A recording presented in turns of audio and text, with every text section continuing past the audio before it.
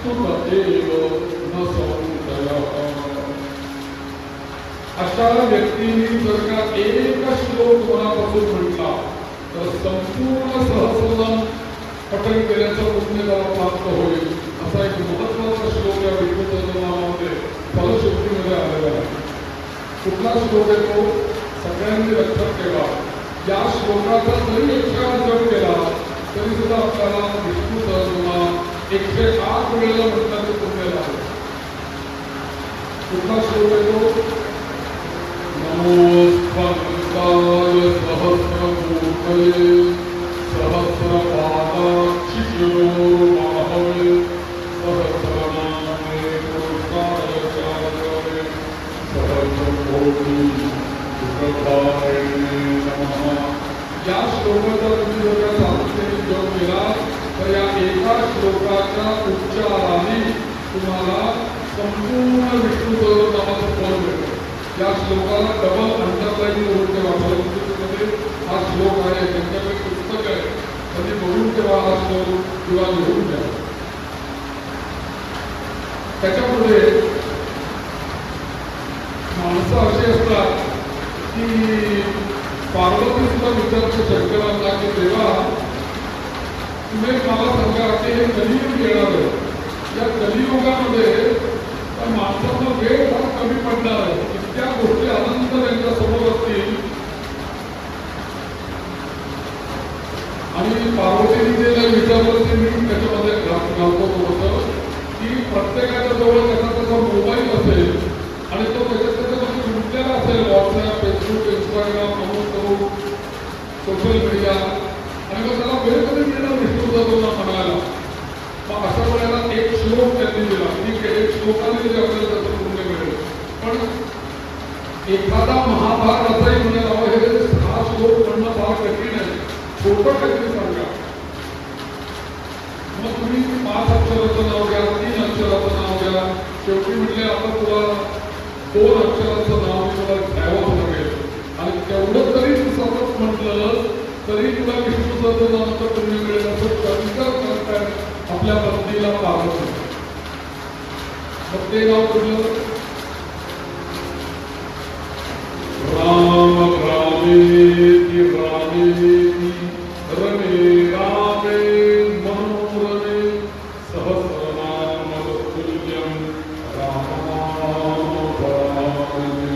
सगळ्यांनी म्हणा श्रीराम जय राम जय जय राम श्रीराम जय राम जय जय राम श्रीराम जय राम जय जय राम श्रीराम जय राम जय जय राम राम राम राम राम राम राम राम.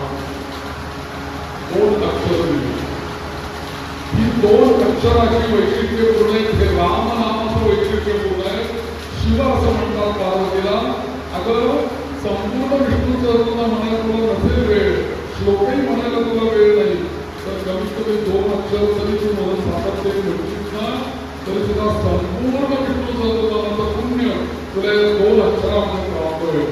सहस्रनाम तत्तुल्य. राम नाम वरानने. वरानने म्हणजे पार्वती. तर पार्वती परत विचारते का हो तुम्ही सांगताय राम नाम तुम्ही घ्यायचं आणि या राम नामाने सगळं पुण्य तुम्हाला मिळेल विष्णू सहस्रनामाचं. असं या राम नामाचं काय वैशिष्ट्य आणि तुम्हाला हे राम नाम कोणी दिलं आणि कुठून तुम्ही आणलं? तर शंकरांनी अशी गोष्ट सांगितली. शंकर म्हणतात की असं आहे, एकच गोष्ट तुला सांगतो. मानसम वाचिकम पापम कर्मणा समुपार्जितम. बघा खालचं बघ. मानसम मनाची पाप, वाचिकम वाणीची पाप, त्याच्यानंतर कर्मणा कर्माच्या पासून निर्माण झालेली इंद्रियाकडून निर्माण झालेली पापक, समुपार्जितम जी पाप निर्माण झाली ती सगळी पाप श्रीराम स्मरणे नैव. केवळ श्रीरामाच्या स्मरणाने स्मरणेनैव तत्क्षणात् नश्यते ध्रुवम्. हे कोणीतरी सांगत नाहीये, महादेव सांगतायत पार्वतीला, अगं काय शरीराकडनं, मनाकडनं, वाणीकडनं, इंद्रियांकडनं जी काही पातकं झालेली असतील, या सगळ्या पातकांकरता एक राम नाम आहे. नुसतं राम राम मनापासून म्हटलीच ना तरी सुद्धा एका क्षणामध्ये श्रीराम स्मरणेनैव, आणि राम नाम उच्चारायची पण गरज नाही, केवळ राम नामाचं स्मरण केल्याने तत्क्षणात नश्यते ध्रुवम्. 100% खात्री पापापासून तुमचं मुक्ती होईल असं नाव आहे. तर दिवस सांगतात म्हणून श्रीराम हा एक महामंत्र आहे, आणि या श्रीराम नावाच्या मंत्राला आपल्याकडे अध्यात्मामध्ये तारक ब्रह्ममंत्र म्हटलेला आहे. तारक नाव आहे. हा जो मंत्र आहे, भगवान शिवशंकर काशीमध्ये बसलेले वाराणसीला, बाबा विश्वनाथ. मला 2-4 दिवसामध्ये ही गोष्ट एक नवीन कळली.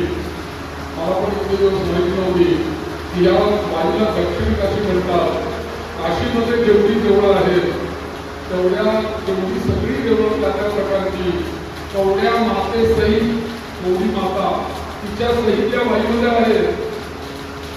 आणि काशी यात्रेला जसं दर्शन आपण केलं तर पुण्य मिळतं, तसं या बाईमध्ये ती सगळीकडे दर्शन केली तर काशी यात्रेचं पुण्य मिळतं. ते मला कळलं. आपण किती भाग्यवान आहोत म्हणजे आपण काशीमध्ये जाऊ. विश्वेश्वर पण आहे काशी विश्वेश्वर.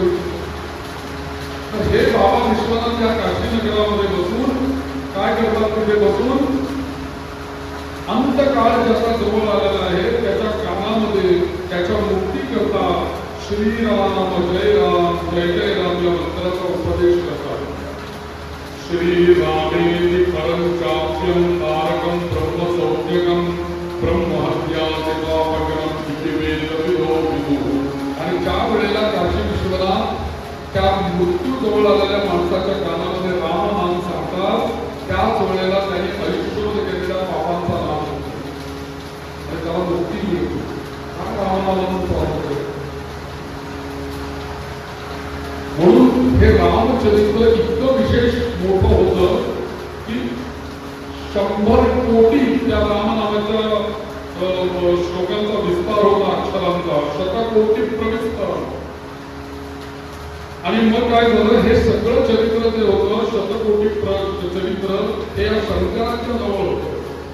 आणि या शंकरांच्या जवळ असलेले चरित्र मागायला कोण कोण गेले, मानव गेले, देव गेले आणि दानव गेले, सगळेच गेले त्यांच्याकडे. आम्हाला द्या, आम्हाला द्या, आम्हाला द्या. ते म्हटले तसं तुम्हाला एकट्याला कोणाला देतात नाही, आपण वाटणी करू. तुम्हाला तर बाबा 100 कोटी चरित्राचे 3 वाटी केले त्यांनी. वाटी करता करता करता सारखी वाटणी करायची. करता करता करता करता शेवटी एक 32 अक्षराचा श्लोक उरला. 32 अक्षराचा श्लोक उरला. तिघांना वाटायचं म्हणजे किती झाले, याला 10, याला 10, याला 10, 30 केले, राहिले 2. ते 2 असे हातामध्ये उचलून मागे लपवून ठेवले म्हणजे मिळणार नाही. झालेलं 10 चला तुमच्या मागे चला. मग या शंकरांनी ती 2 अक्षर लपवून ठेवलेली स्वतःजवळ. शेवटी 2 अक्षर उरली आणि ती 2 अक्षर उरली म्हणजे एकैकमक्षरं पुंसां महापातकनाशनं राम राम राम का गुणगान करिये राम. ही 2 अक्षर उरली आणि त्या 2 अक्षरांचा शंकरांनी स्वीकार केला. आणि नंतर शंकर मोठे राम भक्त झाले. आणि या राम मंत्राचं काय वैशिष्ट्य आहे, र हे त्याच्यामध्ये बीज आहे. र हे अग्नी बीज आहे. आणि ज्या क्षणी तुम्ही र असं म्हणता, र वरून आपण कोण म्हणतो, रवी, सूर्य, त्याच्याकडे अग्नी आहे ना म्हणून रवी. तसं र म्हटलं की अग्नी. मग तुम्ही जेव्हा र अक्षर म्हणता तेव्हा तुमच्या शरीरातला अग्नी प्रदीप्त होतो, प्रज्वलित होतो आपल्या शरीरातला. आणि र म्हणता क्षणी तो अग्नी प्रज्वलित झाला नाही झाला की तो अग्नी प्रगट झालेला तुमच्या शरीरातली सगळी काय होतं, चळलेली जी काही त्याची राख आहे त्या सगळ्या पातकांची जेव्हा तुम्ही रा म्हणता तेव्हा तुम्ही आ करता, आ केल्याबरोबर ती चढलेली सगळी पातकं बाहेर गेली तोंडातून, आतली पातक, आणि बर गेली तर गेली बाहेर. आता काय परत त्याच्या पुढचं अक्षर येतं मच्या वेळेला राम म म्हणताना ओठ विटले, त्यामुळे झालं काय, जळून बाहेर गेलेली पातकं पुन्हा शरीरात येत नाही, म्हणून राम राम. म्हणून रम किती अग्नि बीजम, राम या अक्षराचं रा हे अक्षर आहे आणि या रा अक्षर उच्चारला बरोबर देहमुखी, देहाचं मुखरूपी द्वार हे उघडतं आ राम, आणि ज्या क्षणी देहातली पातकं घाबरून बाहेर पडतात आणि मग उच्चारल्याबरोबर ओठ मिटले जातात, एकमेकांना संलग्न होतात, देहाचं द्वार बंद होतं आणि पुन्हा पातकं त्या शरीरात प्रविष्ट होत नाही.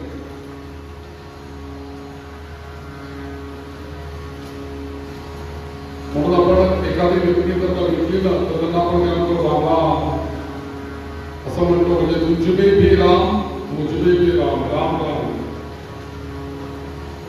आपल्याकडे ती फार मोठी पद्धत आहे, दोनदा जर का राम म्हटलं तर 108 संख्या पूर्ण होतं. कारण र हे अक्षर कितवय बघा मराठीमध्ये, आ हे अक्षर कितवय बघा आणि म हे अक्षर कितवय बघा, या सगळ्यांची बेरीज करा, 108 होते. म्हणून राम राम. राम राम म्हटल्यानंतर 108 आकडा पूर्ण होतो. असो तर असं हे राम आहे. या विष्णू सहस्रनामामध्ये हे राम नाम 394 क्रमांकाचं राम नाम आहे. क्रमांक 394 राम नाम. त्या ठिकाणी राम या शब्दाचा अर्थ असा दिलेला आहे की राम म्हणजे व्यक्तिवाचक नाही, राम म्हणजे ज्याच्या ठिकाणी योगी रमतात त्याला काय म्हणायचं, राम. ज्याच्या ठिकाणी योगी रममान होता तो राम आहे.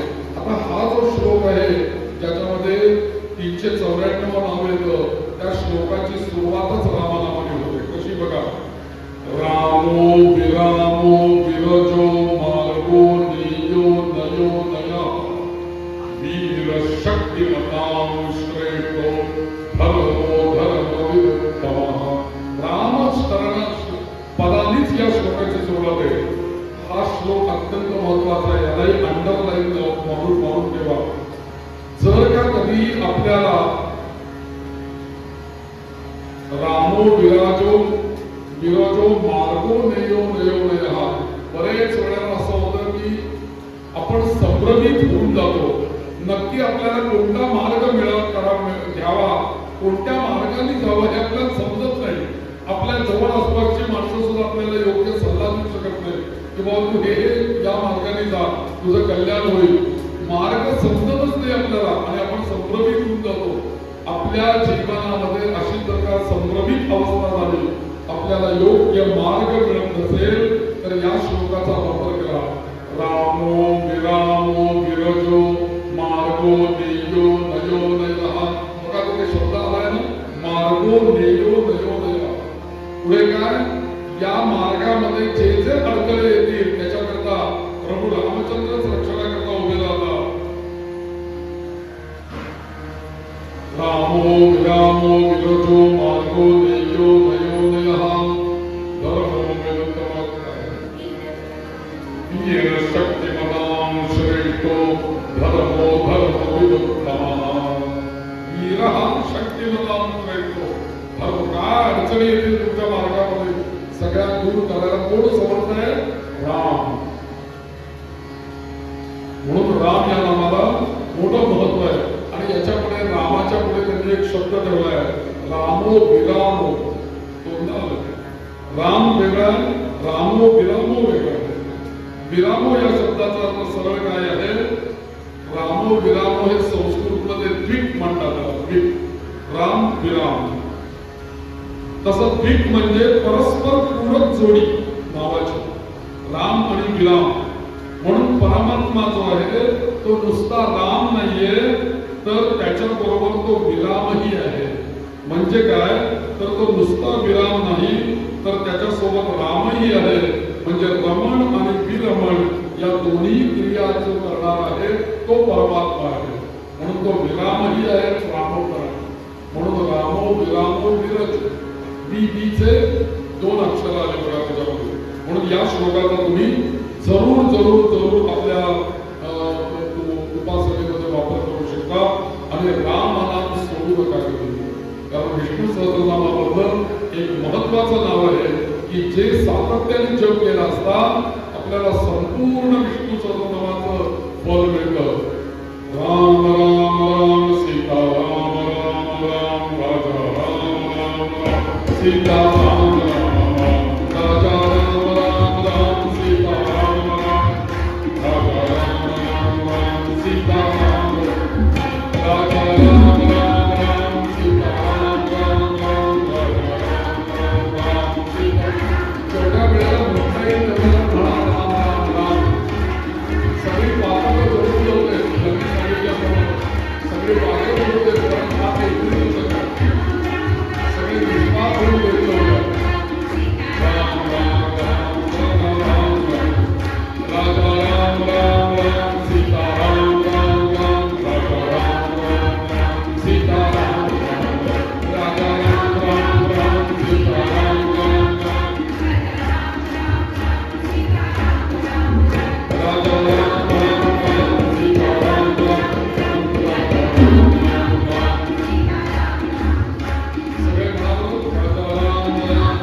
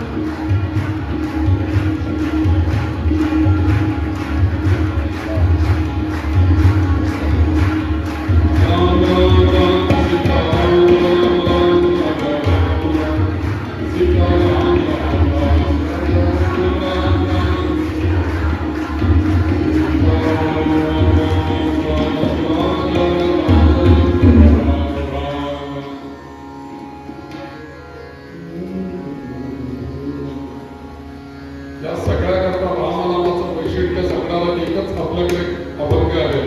ते 2 ओळी म्हणतो मला त्याची कल्पना आहे. उच्चारिता राम होय पापक्षय. उच्चारिता राम होय पापक्षय. उच्चारिता राम उच्चारिता राम होय पापक्षय. पुण्याचा निश्चय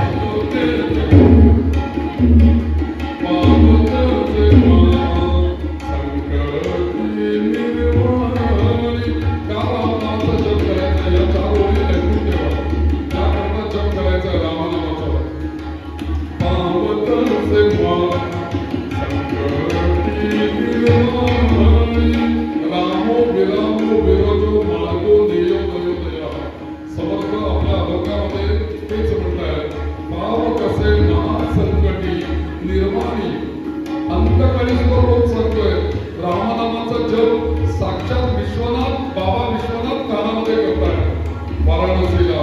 म्हणून इथे म्हणताय महासंकटी निर्वाणी.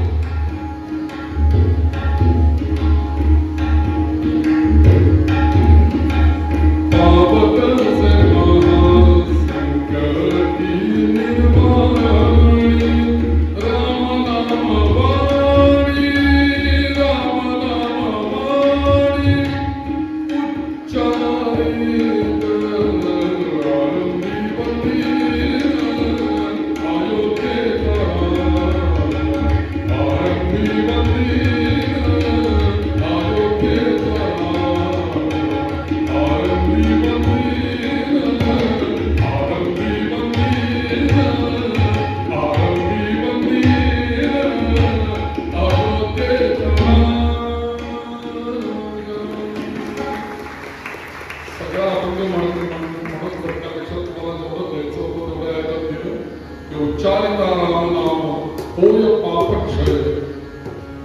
आणि राम हे नाम हे आपला महासंकटांपासून रक्षण करतं, असं या रामनामाचं सामर्थ्य आहे.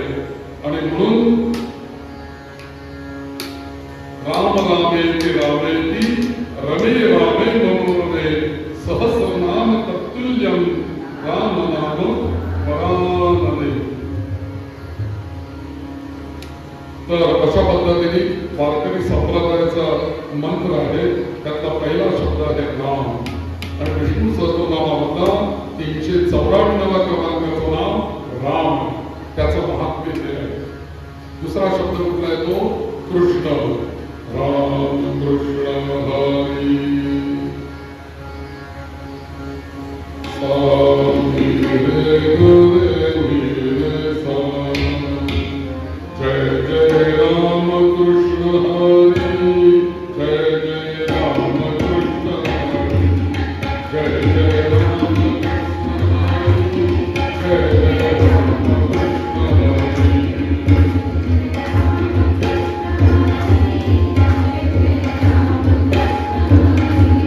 जय जय राम कृष्ण हरी. जय जय राम कृष्ण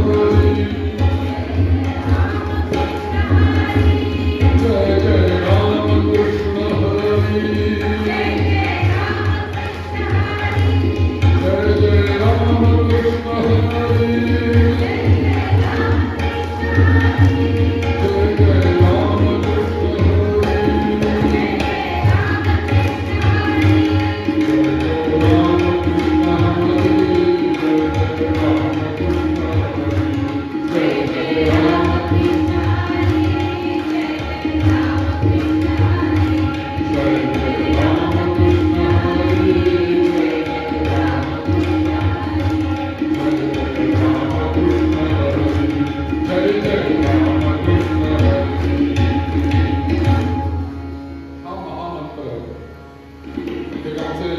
अत्यंत जवळचे साधक मित्र कोणाला आहेत.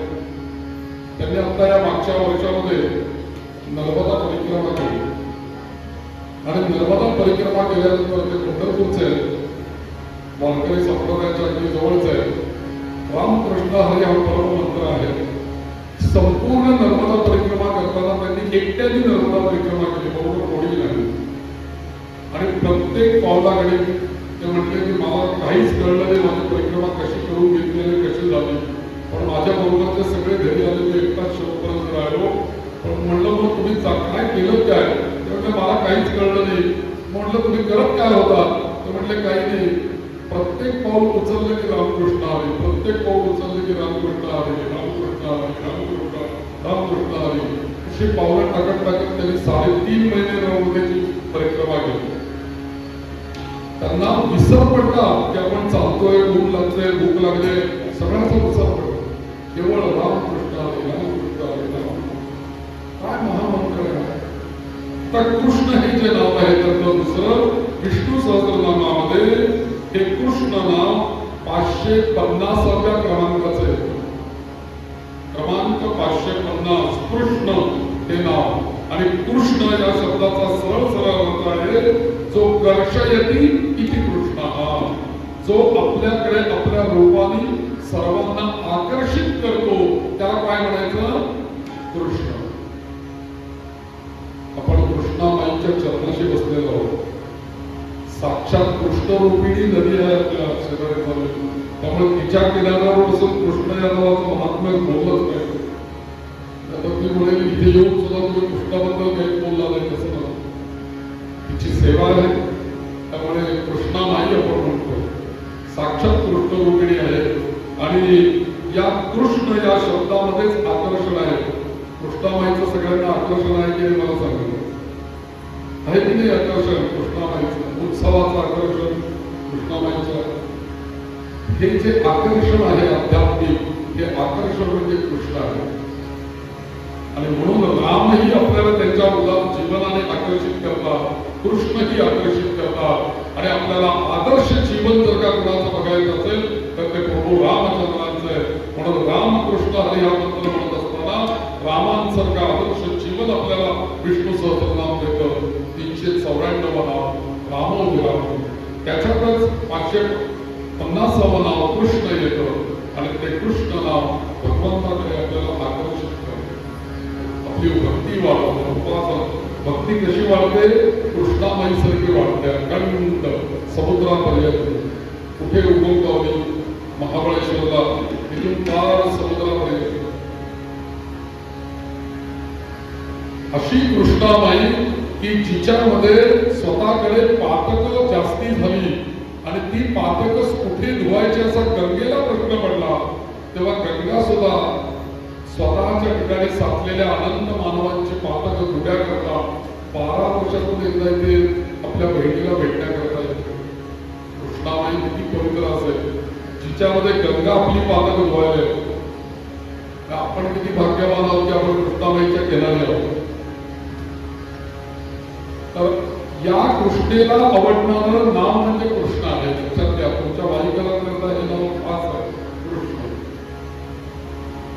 म्हणून कृष्णामी पृथ्वी पार्थ भूत्वा काष्ण यशो हलाहा कृष्णो वर्णश्च मे यस्मा तस्मात् कृष्णो हम अर्जुन. म्हणजे भगवंत म्हणतात मला हे का म्हणतात? महाभारतामध्ये कृष्ण स्वतः उत्तर देतात मला कृष्ण का म्हणतात. ते अर्जुनाला सांगतायत, अरे बाबा मला कृष्ण का म्हणतात? कारण एक तर म्हणजे मी काळ्या वर्णाचा आहे म्हणून मला कृष्ण म्हणतात. दुसरी गोष्ट, हे अर्जुना, पृथ्वी सुजलाम सुफलाम करायला नांगरणं फार महत्वाचं असतं आणि ती नांगरण जे आहे ते नांगरणाकरता काळ्या रंगाचा लोखंडी नांगर बनावा लागतो मला. आणि ही पृथ्वी सगळी नांगरावी लागते आणि ही पृथ्वी मी नांगरतो, तिचं रक्षण करतो, म्हणून मी कृष्ण आहे. आणि दुसरी गोष्ट म्हणजे म्हणून मला सगळे लोक कृष्ण म्हणून ओळखतात, असा महाभारतामध्ये श्लोक आहे. म्हणून कर्षयति कृष्ण, या कृष्ण नावाचं एक वैशिष्ट्य आपल्याला ऐकून ठेवा. सहस्रनामाच्या दृष्टीने महत्व काय आहे? श्लोक बघा कसा आहे.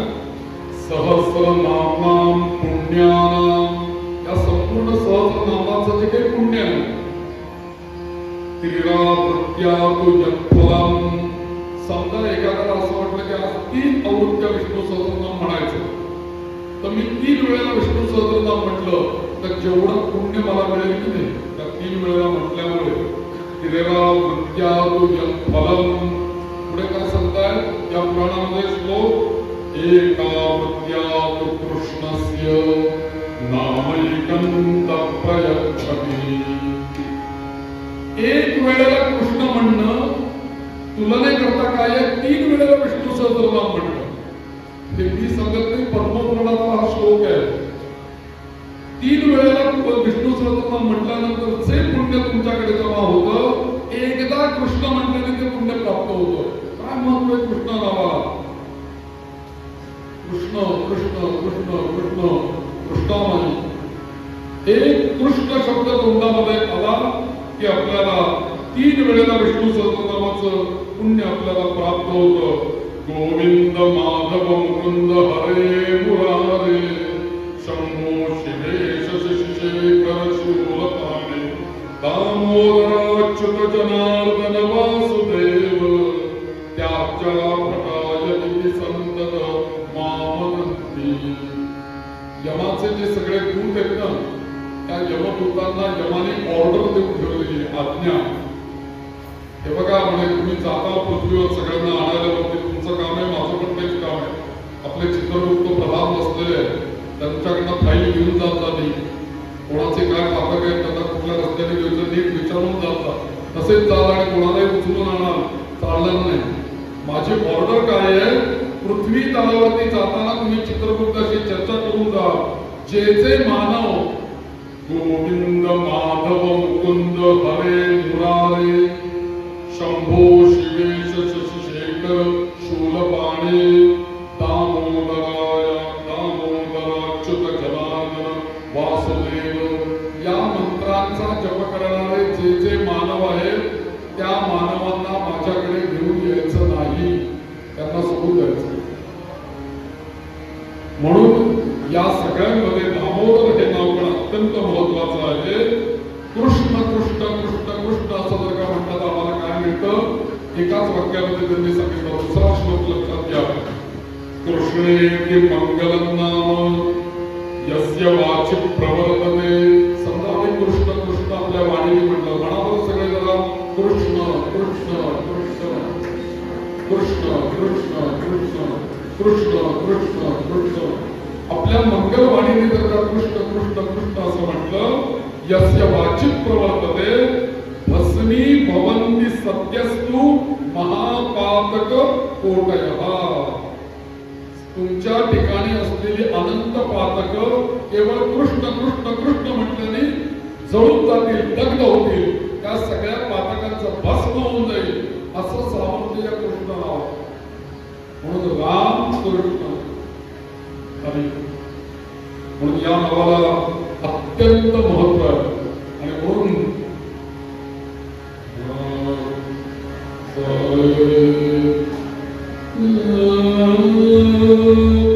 जग में सुंदर है दो नाम, चाहे कृष्ण कहो या राम. बोलो राम राम राम, श्याम श्याम श्याम. बोलो राम राम राम, श्याम श्याम श्याम. सुंदर है दो नाम, जग में सुंदर है दो नाम, चाहे कृष्ण कहो या राम. बोलो राम राम, बोलो श्याम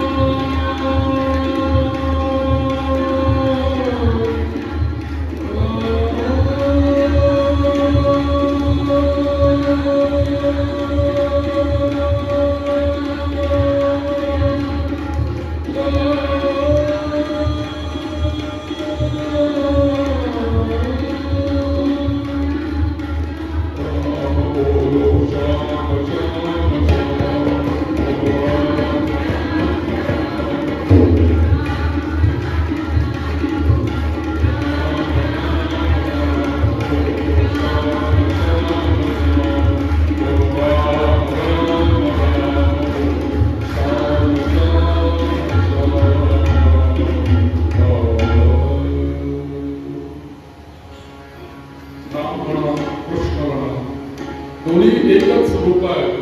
राम म्हणा कृष्ण म्हणा दोन्ही एकच परमात्मा आहे आणि दोन्ही नावांचं वेगवेगळं फल आपल्याला सांगितलेलं आहे.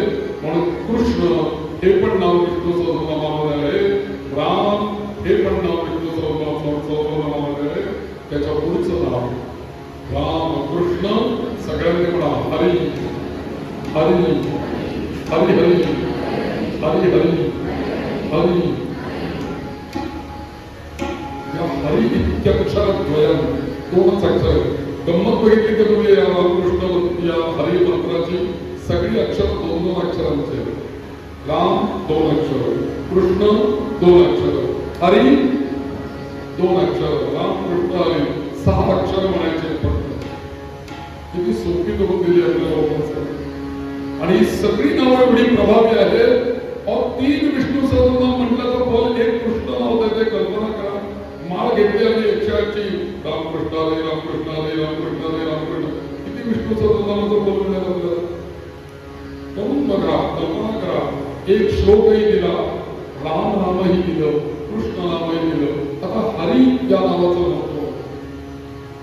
मी तर असं म्हणून फोनवर आपण हॅलो हॅलो हॅलो म्हणतो. फोन ऐकायला येत नसेल तर हॅलो हॅलो. त्याच्यावरती काय म्हणावं? हरी हरी हरी हरी हरी हरी म्हणावं.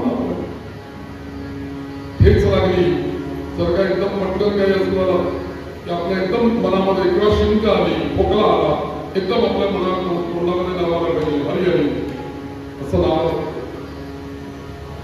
म्हणून हा जो परमात्मा आहे या परमात्म्याचं सर्वात सर्वात सर्वात आवडतं नाव जर का कुठलं असेल आणि सर्वात त्याला प्रिय जर का नाव कुठलं असेल तर ते हरी हे. विष्णू सहस्रनामामध्ये किती येतो हे नाव? 650व नाव हरी येते. केशव केशिहा हरी असा श्लोक. हरी हे नाव भगवंताला अत्यंत प्रिय आहे आणि या हरीचं नाम संकीर्तन, हरीचं गुण संकीर्तन, हरीचं स्वरूप चिंतन हेच या मानवांच्या जीवनाच्या खऱ्या सुखाचं साधन आहे. हे सगळ्या भागवतांनी, रामायणाने, सगळ्या पुराणांनी हेच सांगितलं. म्हणून क्षणभर का विना देवाची एक वारी पुढा क्षण. एक क्षण त्या हरीला द्या. एक क्षण मनापासून म्हणा देवाची वारी उभा क्षण. मी वाचायला गेले मला म्हणावंच वाटलं.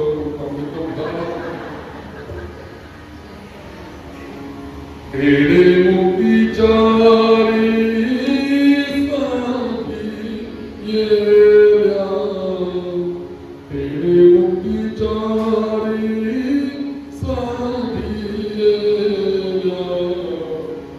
देवाची वारी उभा क्षण. हरी मुखे म्हणा, हरी मुखे म्हणा, हरी मुखे म्हणा. पुण्याची गणना गोड करी, पुण्याची गणना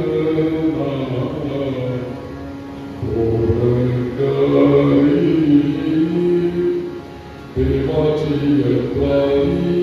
हा लक्षात घ्या. आपला हरिमुखे म्हणा, हरिमुखे म्हणा, पुण्याची गणना. इतकं हरीला महत्व आहे आपल्या जीवनात. म्हणून रामकृष्ण. तर याचं एक हरी हे जर का नाव आपण उच्चारलं ना तर आपल्याला या हरीचं संकीर्तन केल्यामुळे आपल्याला अनेक प्रकारचे यज्ञ केल्याचं पुण्य मिळतं, अनेक प्रकारची दान केल्याचं पुण्य मिळतं, अनेक प्रकारचं तप केल्याचं पुण्य मिळतं, अनेक अनेक प्रकारचे हठयोगाने योग केल्याचं पुण्य मिळतं आणि अनेक साधनांनी जे प्राप्त होतं ना ते या हरी नावाच्या उच्चाराने प्राप्त होतं. म्हणा सगळ्यांनी हरी हरी हरी हरी श्री हरी हरी हरी. हरी या उच्चारणाला महत्व आहे. श्लोक बघा काय आहे भागवतामध्ये आलेला श्लोक आहे बघा. यज्ञाम कीर्तनम दान तपो योगादि सत्फलम तम नित्यं परमानंदम हरिंद्र नमस्कार. या सगळ्याचं फल तुम्हाला केवळ हरिनाम देतं असं श्रीमद भागवत आपल्याला सांगतं. एवढं हरीला महत्व आहे. म्हणून श्री हरीचंच सगळं स्तवन करत चला, हरी हरी म्हणत चला. म्हणून अगदी मी सांगितलं छोट्या छोट्या गोष्टी, खोकला आला, मोबाईलवर बोलायचंय, हॅलो म्हणण्याच्या ऐवजी हरी हरी म्हणा, श्री हरी म्हणा, हरी शरण म्हणा. कितीतरी फरक मिळेल. आपल्याला पुण्य त्यालाही पुण्य. आणि या हरीचं नाव जर का आपल्याला उच्चारलं गेलं तर काय होतं आपल्या जीवनामध्ये. पतिता पतिता स्खलितश्चाता क्षुत्वावा विषो भ्रमन् हरे नमः मुच्यते सर्वपातकात्. श्री हरीच्या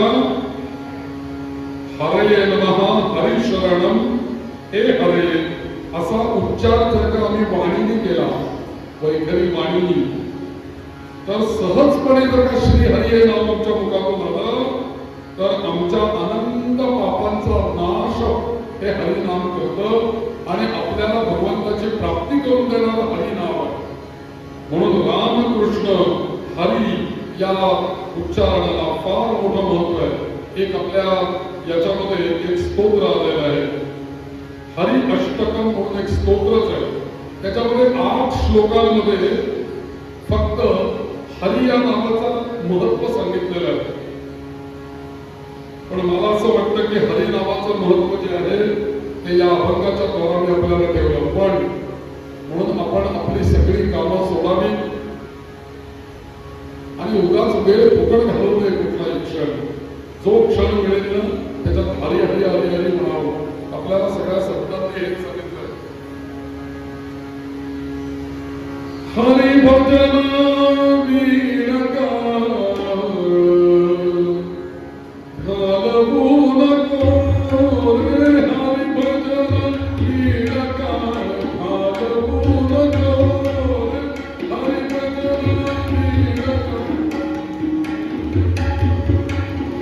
दोरीच्या सावा भिवली बाबा, दोरीच्या सावा भिवली बाबा, भेटी नाही जीवा शिवा, भेटी नाही जीवा शिवा, अंतरीचा ज्ञान दिवा घालवू नको रे, हरी भजन वीणका घालवू नको रे, हरी भजन वीणका घालवू नको रे.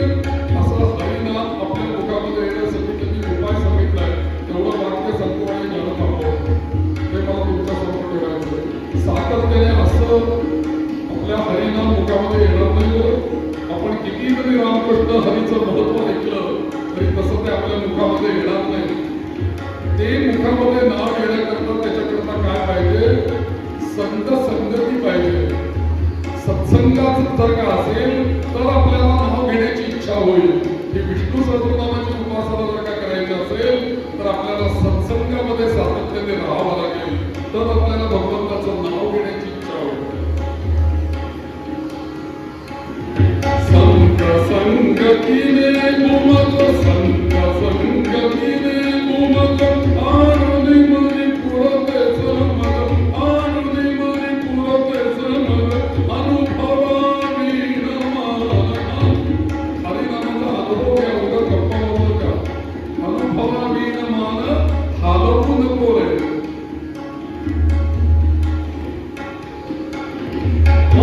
अनुभवावीन मान हलवू नको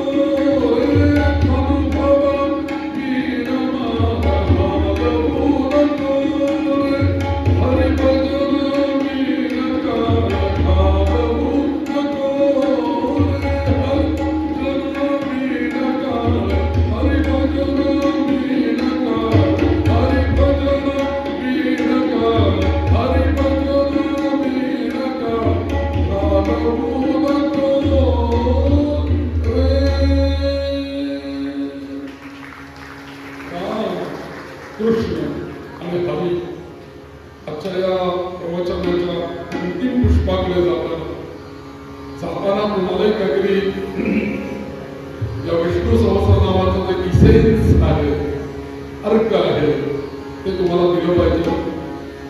आणि एखादं मशीन सॉफ्टवेअर जर का आपल्या मोबाईलमध्ये जर का इन्स्टॉल केलं तर त्याचा पासवर्डही विचारून घ्यायला लागतो ना. तसं विष्णू सहस्रनाम हे आपल्याला समजलं, गेल्या 4-5 दिवसात जेवढा आपल्याला समजलं आलं तेवढा आपण त्याच्यावरती विचार केला. परंतु सगळंच काही आपल्याला विषय करून सांगता येणार नाही, किंवा खूप मोठा विषय आहे. पण निदान तुम्हाला जाता जाता त्यातली 3 नावं जी महत्वाची आहे ती आपल्यासमोर मी मुद्दामून ठेवली. राम, कृष्ण, हरी या 3 नावाचा आपण सातत्याने जप करावा, आपल्या जीवनाचं कल्याण करून घ्यावं. तर आपण आता परत एकदा रामकृष्ण हरीचा जप करूया. तिथपर्यंत अर्चनाची तयारी करावी. अर्चनाला कसं आपण बसणार आहोत, त्याला सूचना द्यायला कोणी येत आहे का? कसं कुठे बसवायचं आहे?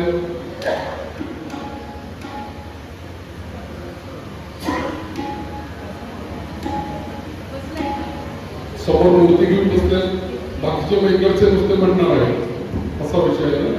इकडचे आणि इकडचे अर्चन करणारे तिकडे बसले. जागा वगैरे हो, तिथपर्यंत संगीत करतोय. तुम्ही रेडी व्हा. अर्चनासाठी थांबा तुम्ही. हो चालेल. त्याची आरती करू. हां, आम्ही समोर बसू का? समोर बसू आणि इथे बसू ना समोर.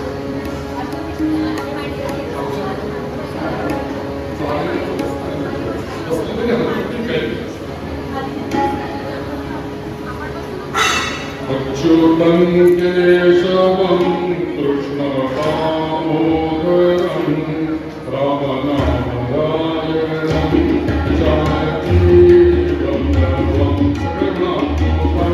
केशवं